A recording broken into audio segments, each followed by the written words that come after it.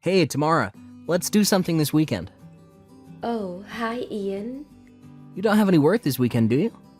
We haven't gone out on a date since last month. I really miss you. Don't worry about money either. I'll pay for everything. My treat. Well, gee, Ian, that sure is a wonderful offer, and I would love to take you up on it. But unfortunately, a friend invited me to go on vacation this weekend, so yeah. What? A vacation? That's news to me. You haven't said anything about that until right now. Yeah, they just messaged me about an hour ago and invited me. Oh, well, okay. I hope you have fun, but man, that was really short notice about the vacation, huh? Your friend is lucky you were off from work. Someone else was planning to go along, but that person had something come up last minute, and since they already have the tickets and everything, I got invited instead. Ah, I see. So, yeah. I know you're my boyfriend and all, and I really appreciate the invitation, but since my friend talked to me first, I'm gonna go with them. Sorry, we'll hang out another time. Nah, don't be sorry. Thing is, though, there's something I've been wanting to talk to you about for a while. So, do you think we could meet up sometime before this weekend? We can meet up after you get out of work. Just let me know what your schedule is, and I'll make it work for me. Can't you just tell me by text? I mean, sure I could, but it's something I'd rather talk to you about in person. Oh, okay. I'll let you know if it seems like I'll be able to fit you into my schedule. Thanks, Tamara. I'll talk to you later. Hey Ian, do you have a minute? Hey, Tamara. You want to talk about when we can meet up, right? I'm really looking forward to seeing you. Kinda. I guess it's not totally unrelated. Well, to be more specific, I don't think I'll have any reason to meet up with you anymore. So I'll go ahead and say everything I have left to say to you right here. What? You almost sound like you're gonna break up with me. Well, the truth is, I'm pregnant with your brother's baby. What? My brother's baby? You mean my younger brother, Jordan? Well, duh. You don't have any brothers, do you? No, I guess I don't. Okay, then I'm not sure why you're so confused about it. Yeah, it's Jordan's baby. Are you out of your mind? Jordan's only 19. He's young enough to be your little brother. I mean, he is my little brother. I know, right? That's what makes it so awesome. Awesome? You mean awful? I mean, it's not like we were trying to get pregnant or anything, so that was kind of unplanned, but it just felt so good doing it with a young stud that I kept doing it over and over again. And, well, then I got pregnant. I would appreciate you holding back any unnecessary details about you sleeping with my little brother. Sorry, I just can't help myself. So yeah, like I was saying, even if I wasn't expecting to get pregnant, this means I get to marry your super hot younger brother. So I'm actually pretty happy about it. Jordan loves me, and that's all that matters. So I don't care about his age or his relationship with you. When did this happen? How did this happen? Our house is like a 3-hour drive from you. Are you kidding? You didn't know? Jordan enrolled in a college with a campus downtown. He's living on his own in an apartment just a little ways away from me. Wait, really? I never heard about that. Whoa, I guess Jordan and your parents weren't kidding. What? You've even met my parents? Yeah, isn't it great? You never once took me to your house or introduced me to your parents, did you? Yeah, and I've told you the reason for that a million times before now. My parents treated me like a redheaded stepchild. They gave Jordan everything he wanted and left me with nothing but scraps. You ever hear about hand-me-downs? Well, I got hand-me-ups. I was waiting all through high school for the day I'd finally graduate and be able to leave that family far, far behind me. I haven't gone back home a single time since that day I started college. That's why I never took you to meet them. I didn't want to see them, much less introduce my girlfriend to them. Yeah, I know. That's what you always told me. But I started to think, is it really fair to base my opinion of them on your one-sided version of the story? It seemed too unbelievable to be true. So about 6 months ago, I figured out what your address was and went to meet them by myself. You what? I found your home phone number in your phone's contact list, so I called them up and arranged for a time where I could meet them. Then I waited until a weekend when you were busy, drove up there by myself and introduced myself. I got there pretty late, and it was a long drive back, so they told me I could stay the night. What the? It just so happened that Jordan was visiting his parents that weekend, and that night was the first time we were together. What is the matter with you? I told you time after time how awful they treated me, and after all that, you just go by yourself. And not just that, you... with my little brother. Yeah, and you know what I found out? They're not nearly as bad as you made them out to be. Well, I'm sure they put on the best act of their lives. And you know what else I found out? It was you who was the bad guy, not them. You gotta be kidding me. You broke into Jordan's room and stole the money he had saved up at his job during high school. You stole Jordan's girlfriends away from him. You never listened to anything to your parents told you. You were just a complete and total brat. I don't believe what I'm hearing. That's what Jordan did to me. He stole my money and my girlfriends. I was the one who worked hard to make something of myself. Look, Ian, it's your word against theirs. And all three of them told me the exact same story. So if you ask me, what they say is way more credible than what you say. It's 3 versus 1, Ian. So logically, the only conclusion I can reach is that they're telling the truth and you're lying. It may be 3 versus 1, but all 3 of them are lying. Whatever. So anyway, you remember me telling you I was going on vacation this weekend? Well, the truth is that I was actually going to your parents' house with Jordan so we could announce our pregnancy to them. You're a real piece of work.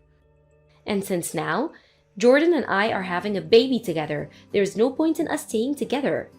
You would only get in the way. So this is goodbye, Ian. I see. If you're pregnant, then yeah, I guess you're right. Obviously I'm right. I'm so happy that I can finally be together with Jordan. Well, if that's all you gotta say, then I guess we can end this right here. Goodbye, Tamara. So long, Ian. I'm gonna have a great life with Jordan. Just do me one last favor and give Jordan and my parents a message for me. I'm cutting them out of my life. I don't ever want to see or hear from any of them ever again. Good grief, Ian. Don't you think this is the perfect opportunity for you to reflect on your mistakes and reunite with your family? You're such a child. Reunite with them? I'd rather die. Whoa, I had no idea you were such a stubborn brat, Ian. I thought you were better than that. You can think whatever you want about me. I don't care anymore. Goodbye.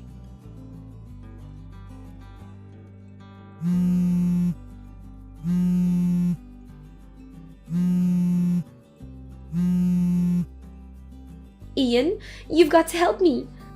Tamara, what the hell do you want? Don't talk to me like that. I'm in a major crisis over here. Not that I care. What's the problem? What do you mean was the problem? You, of all people, should know. Your mother is an absolute monster. She's treating me like a red-headed stepchild. Don't laugh at me. This is serious. You have to help me.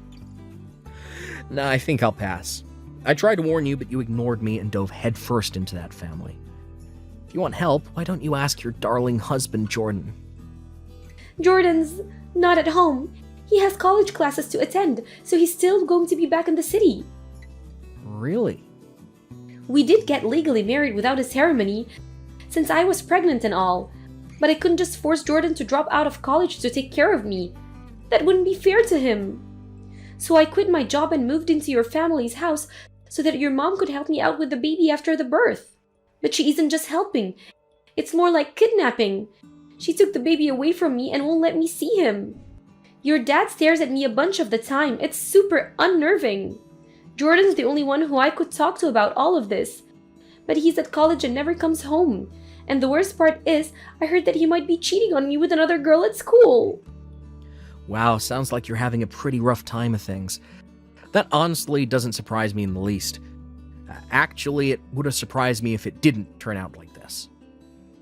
Oh, now you tell me. If you saw this coming, why didn't you tell me? If I had any idea this is what they really were, I never would have married into this family. What are you talking about? I did tell you. About everything.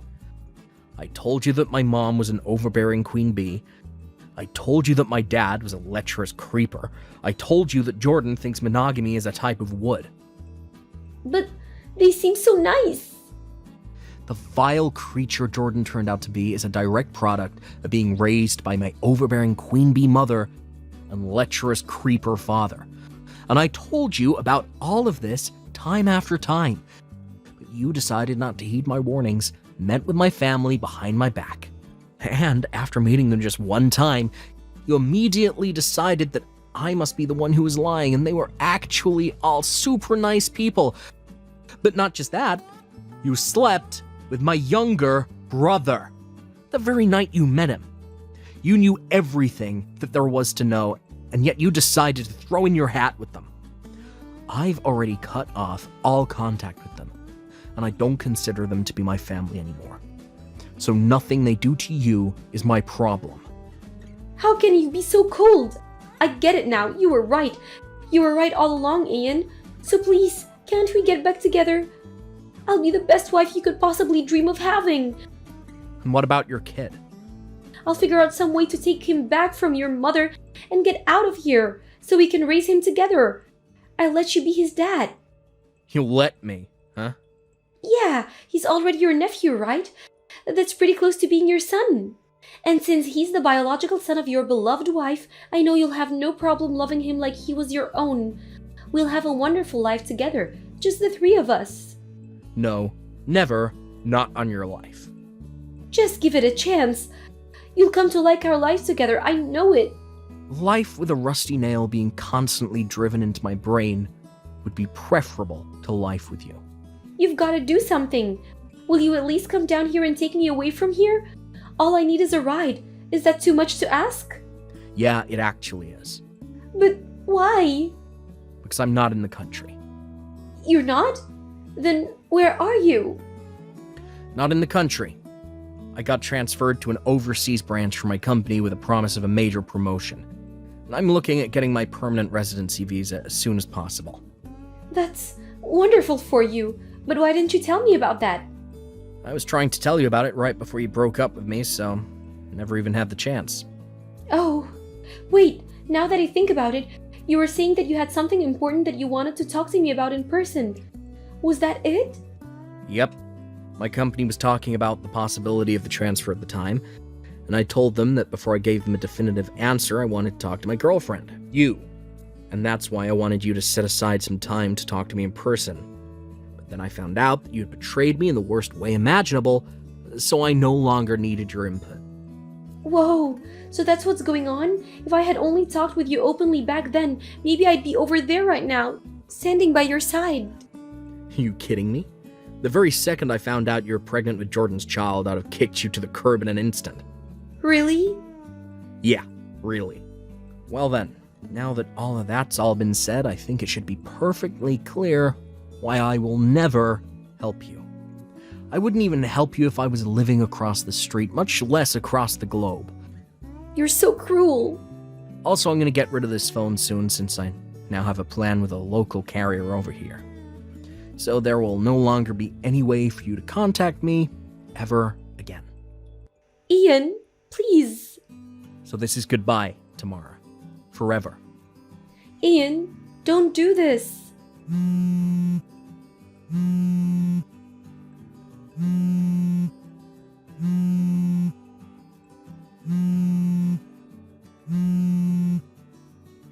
Ian.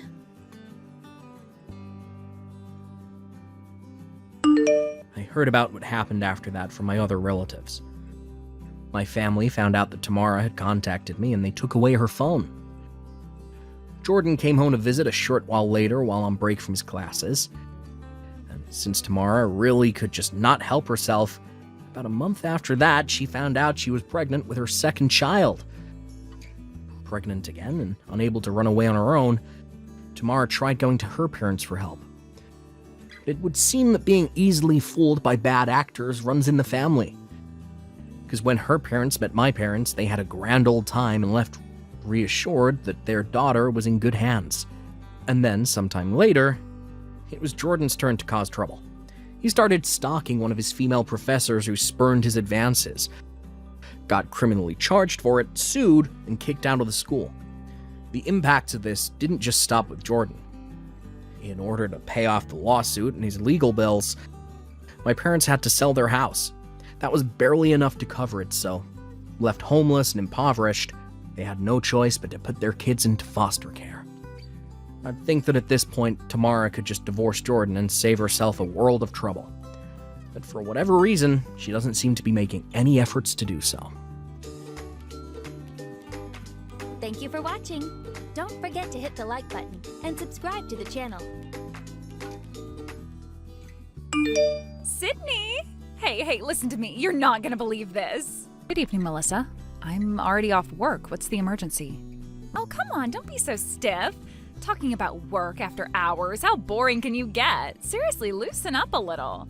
Right. So what is it this time? Guess what? I had another cute little after-work date with the CEO today. Uh-huh. You and the CEO again? Yep, he even called a taxi just for me. Can you believe it? Made sure it dropped me right in front of my apartment door. Interesting. Though, wasn't today the day he had that important dinner meeting with a client company's president? Pretty sure I heard him mention he was getting a car because of that. Oh, Sydney, you're so naive. That was obviously just a cover. A clever little excuse from him to hide his true feelings. It's his way of pretending it's all business when, in reality, he wanted to make sure his future wife, that's me, by the way, gets home safe and sound. Classic CEO playbook. If you say so. You just don't get it, do you? He doesn't even have to try so hard. My heart already belongs to him 100%. But it's cute that he's still putting in the effort, right? Sure. Whatever helps you sleep at night. And you know what really ticks me off? That gloomy loser from General Affairs. Gloomy? Wait, do you mean Riley? Obviously, who else? Seriously, does he not know the company allows casual attire, not tragic fashion disasters? All he ever wears is Gap from head to toe. It's like he's trying to make a statement about being invisible. Is Gap not acceptable now? I shop there all the time.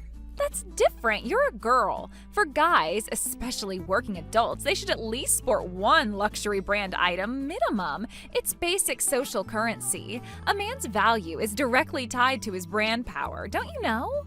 You seem oddly passionate about that. Because he's so delusional. Can you believe he actually thinks he has a shot with me? Ugh, as if. Like I'd ever stoop so low. Guys like him should stick to their dark little corners and stay there. I'm pretty sure he's never explicitly said he liked you, but okay. Doesn't matter, I can tell. I mean, look at him, always sneaking glances at me when he thinks I'm not looking. It's pathetic, honestly. Not that I blame him. I mean, who wouldn't fall for me? But still, know your place, right? If you say so. That's why when you compare him to the CEO, it's laughable. Today the CEO was head to toe in his high-end suit. I bet he picked it just to look extra dashing when dropping me off. Such a gentleman, right? Wasn't that outfit specifically for the dinner meeting? Melissa, you can't be serious. Obviously, the meeting was just an excuse. You need to learn to read between the lines, girl. You're always so cold and logical. Maybe you're just jealous the CEO's into me and not you.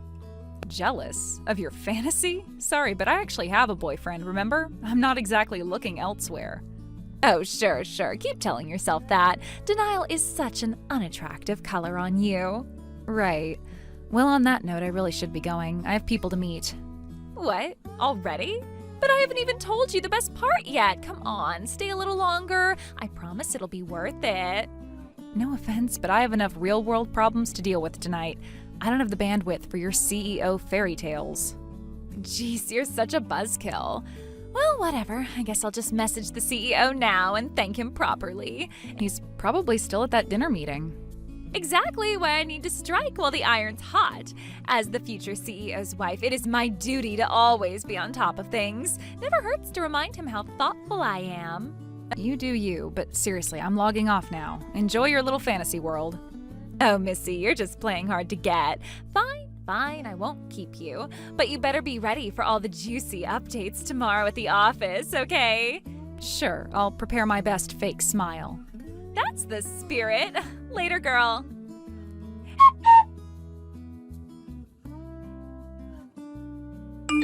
Hey, let me guess. Did the CEO finally unload his frustrations on you?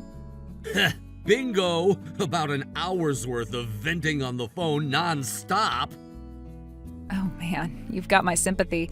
That's brutal. Right? I mean, I get where he's coming from, so I tried to listen without rolling my eyes. But seriously, today's Sydney meltdown, that was next level ridiculous. Tell me about it. I even got dragged into her delusional little love fest via text. Sorry, dude. Poor you. You know, the CEO just wanted a cab to the client dinner, right? But Sydney thought it was a personal chauffeur service just for her to her house. Yeah, I heard the whole saga. Apparently she just hopped in the moment the CEO got in, didn't even ask. She told the driver her address like she owned the place. Exactly, and she wouldn't even let the CEO speak up. I guess she grabbed his hand and started gushing about their special connection. The poor guy couldn't even get out of the car. He told me he was this close to missing the client dinner because he couldn't physically escape from Sydney. Jesus. He has told her, right? That he's not interested? I mean, officially told her. Yeah, multiple times. Doesn't matter though. It's like she's wearing invisible earmuffs. Nothing gets through. After his SOS call tonight, the whole office is kind of scrambling to figure out how we can, I don't know, deprogram her? But she's like a fortress of delusion. Nothing penetrates. No kidding. I've tried subtly hinting at her before, tried to let her down easy, you know? But if you push too hard, she goes full hysterical meltdown and makes it everyone's problem. And if you sugarcoat it, she just twists the words into more fantasy fuel. Her brain's wired to filter reality into, I don't even know what, pure fiction? You're not wrong. No matter how you phrase it, she spins it her way. Oh, and there's something else I figured I should probably let you know. Huh? What now? Sydney, she's under the impression you're into her. Excuse me? Yep, just got a message from her earlier today where she casually dropped that bomb. She was like, well, you know Riley's been into me for a while now. Like it's common knowledge. What the actual hell? Where the hell did that come from? Beats me. I can't even imagine how her brain connected those dots. Probably just more of her everyone wants me, I'm such a catch routine. I don't think she actually wants to date you, though. It's more about feeding her ego. That somehow makes it worse. The fact that she's making up admirers to inflate her self-image. God, it's disgusting. And why me, out of everyone? Well, don't take it personally. She's in her own little world. And in that world, anyone who so much as makes eye contact is apparently smitten. You just happen to be the latest victim. Honestly, I'd say best approach is to ignore it. If you challenge it head on, she'll just go nuclear and start dragging it into work meetings. Yeah, I hate how right you are. Best to leave that bomb ticking and just stay out of the blast radius. Exactly. And honestly, everyone around here knows what she's like. Even if she tries to tell people you're pining after her, no one is gonna buy it. They'll just roll their eyes and laugh behind her back. You're safe. Yeah, I guess. Still leaves a bad taste in my mouth, though. I hear you, but hey, silver lining, soon we'll be announcing our engagement to the company. Once that's public, maybe she'll finally find a new fantasy victim. Yeah, can't come soon enough. Let's just hold out until then.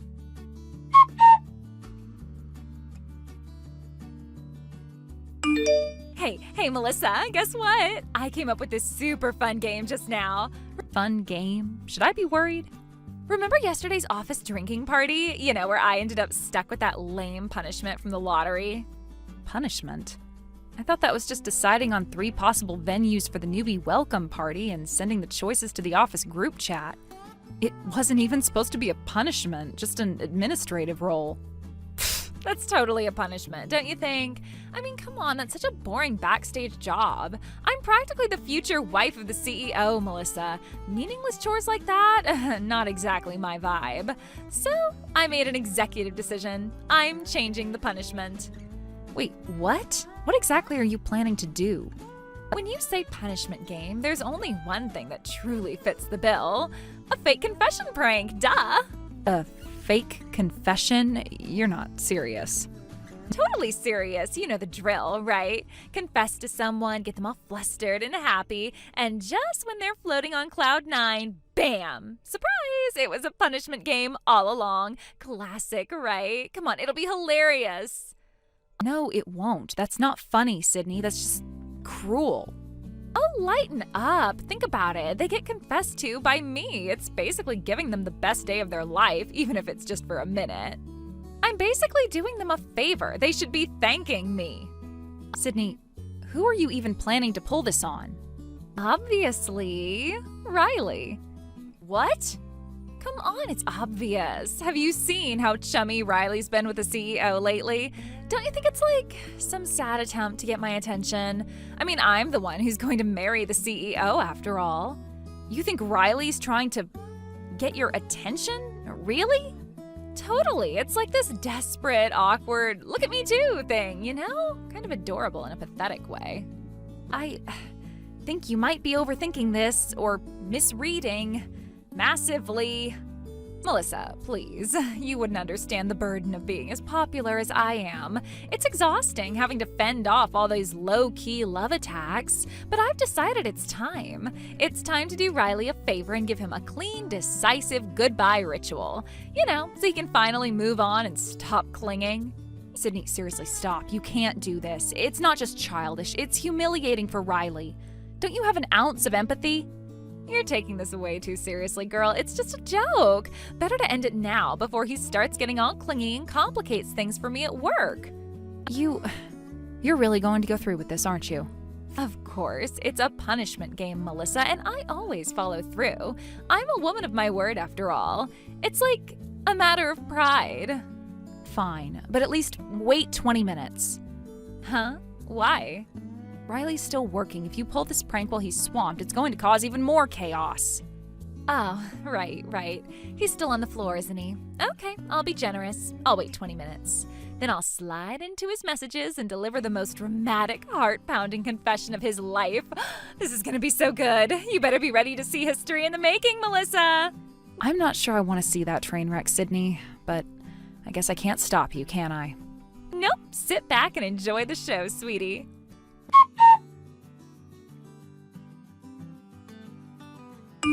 Riley, done with work yet? Good evening, Sydney. Is there something I can help you with? Jeez, you don't have to be so stiff with me, you know. Is there a reason I shouldn't be? You're still technically my senior at the company, and I'm responding as I always do. Oh, come on. Actually, I messaged you tonight because I thought it was finally time to respond to your feelings. I'm sorry, what exactly are you talking about? Shh, don't say anything yet. Let me say it, okay? Let me be the one to put it into words. I like you, Riley. What? You're shocked, right? I mean, who would have thought we were secretly into each other all along? But that's what it is. I can't hold back anymore. My heart's practically bursting. So what do you say? Let's stop wasting time. Come over to my place right now. Let's become one. I'm on my way. Like hell I am. Full rejection activated. Huh? Sorry to crush your little fantasy, but no thanks, Miss Delusional. I already knew about your little punishment game. What? That can't be. Melissa was the only one who knew. Oh, don't tell me. Yup, Melissa tipped me off earlier. Apparently you've been running your mouth about your little prank plan. Melissa, oh, that snake. She's just jealous, isn't she? Jealous that I'm so popular? Wrong again. What's so wrong about it? Melissa found out you were plotting some pathetic prank on her fiancé. She did what any reasonable person would do. She warned me. Fiancé? What did you just say? You heard me right. Melissa and I are engaged. We'll be announcing it to everyone at work soon enough. What? No way. You're just messing with me, right? You like me, don't you? You always did. Where on earth are you getting that from? I've never had even a sliver of romantic interest in you. Then why are you always buddy-buddy with the CEO? That's obviously your way of showing off to me, right? You wanted me to notice you. Not even close. Then what is it? Because the CEO's going to be part of my family soon. Huh? What are you talking about? The CEO's getting married next spring. Yes, finally he's going to propose to me. I knew it was coming. No! The CEO's fiancée is Melissa's older sister. What? They've been together for 7 years now. They always planned to announce their engagement in the CEO's 3rd year of tenure, which is next year. 7 years? That's right. Sorry you had to find out like this, but I figured someone had to finally burst your bubble. But no one ever told me. Why would they? You're just a regular employee. They don't owe you their private life updates. Just an employee? How dare you? It's the truth, Sydney. The CEO treats everyone kindly. He praises all of us when we do good work, but you took those words and twisted them into something they're not. Honestly, if you paid even a little attention to how the CEO handles people, you'd have realized he treats you exactly the same as everyone else. No more, no less. No, that's not true. I know what I felt. He always said such nice things to me. He says nice things to everyone. And just so you know, the CEO's been venting to me for a while now about you. He's been seriously stressed out because you won't stop throwing yourself at him. Liar. He's been carrying stomach meds around because of you, Sydney. That's how much you've been pushing him to his limit. Stomach meds? No way. And since we'll soon be making our engagements public, let me make this crystal clear. Leave the CEO alone, for everyone's sake, including yours. Wait, what about my seat as the future CEO's wife? That was supposed to be me. That seat was never yours to begin with. You just convinced yourself it was. You can't do this to me. You can't just cut me off like this. This conversation is over. Good night, Sydney.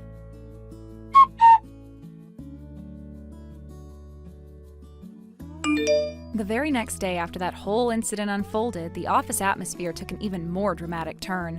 When the company president arrived at work that morning, Sydney was already there, waiting for him by the entrance, visibly distressed and desperate.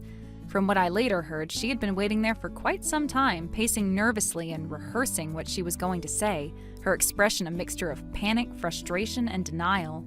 It seemed that some of what Riley had said to her the day before had finally started to sink in, though clearly she was still clinging to the remnants of her own warped narrative. Up until then, she had somehow convinced herself that everyone around her was just misunderstanding her pure intentions, and that she was being victimized by gossip and jealousy, and that the president of all people would surely recognize her worth if she only explained herself properly. But this time, reality hit her square in the face.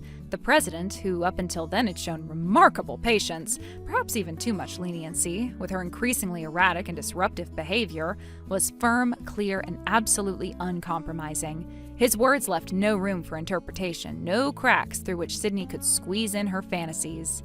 He told her flat out that her behavior had crossed the line, that her actions, what she tried to dismiss as harmless affection or office jokes, were entirely inappropriate, disruptive, and frankly embarrassing to the company.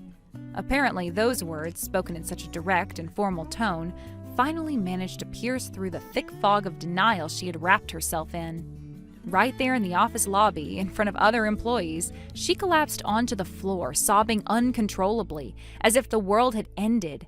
No one moved to comfort her. At that point, sympathy had long since been eroded by months of her one-sided obsessions, her bizarre stunts, and the chaos she had created for everyone. And it wasn't just the confession prank. Her misunderstanding of social boundaries had been escalating steadily. From unsolicited gifts, personal messages, and unwanted physical proximity to more disruptive behaviors that interfered with workplace dynamics, Sydney had become a ticking time bomb of HR violations.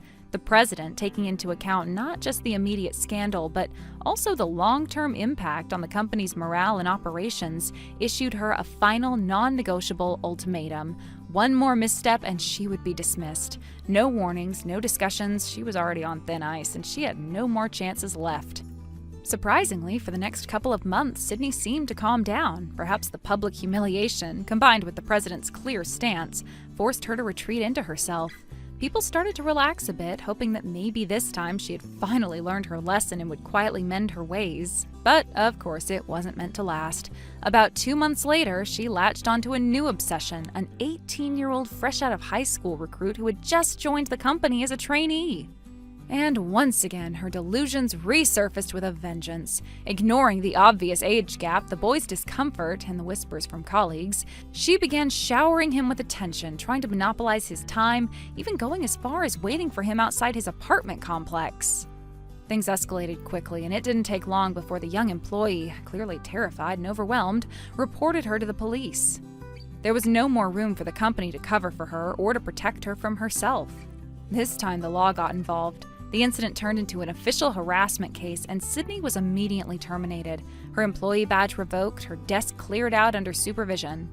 After that, she vanished from the professional circles entirely. What I heard later, through the inevitable gossip vine, was that she was taken back to her hometown, a small rural area far from the city lights she had once aspired to bask in. There, in a move that felt both desperate and calculated, she became the second wife of a man in his 50s, an arrangement her family had likely brokered in a frantic attempt to offload her, considering her now infamous reputation. It was said that this man had been divorced twice before and had no children, but needed someone to care for his aging parents and manage his household. And so that man became the only person she had left. Thank you for watching. Please subscribe and hit the like button. See you next time.